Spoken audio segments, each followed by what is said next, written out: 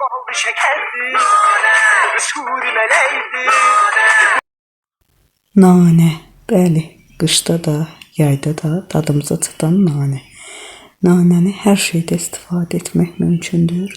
O qədər gözəldir, o qədər yaxşı faydaları var ki, saymaqla bitməz. İlk növbədə əlbəttə ki, ürəyin dostudur. Soyuq dəymək üçün ən gözəl nanədən istifadə olunur.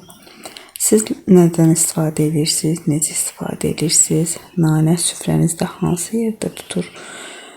Yaza bilərsiniz şərhlərdə. Nanə həyətimizdə gördüyünüz şəkildə kərdi kimidir. Mən onlardan yığıram. Yaxşıca yuyuram. Onları həyətdən yığdığım üçün təmiz olsun deyə bolca suda yuyuram. Yuduqdan sonra mən onları qurudacağam.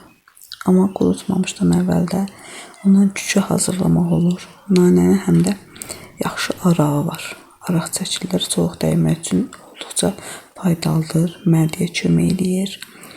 Yuduqdan sonra belə gördüyünüz şəkildə süfrənin üzərində, parça süfrənin üzərində sərirəm.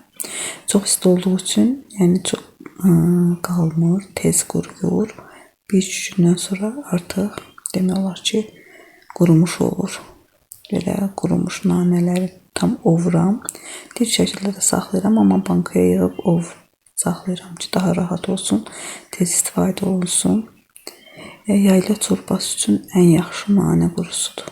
Amma mütləq istifadə eləyin, yığın. Qoxusunu təbii sizə çatdıra bilmirəm, amma çox gözəl qoxusu var, tünd qoxusu var. Hətta həyətdən yığanda belə qoxusu duyulur. Belə torbalarda saxlayıram ki, hava keçirən torba olsun, xarab olmasın. Dəmləmək üçün dirisini saxlayıram.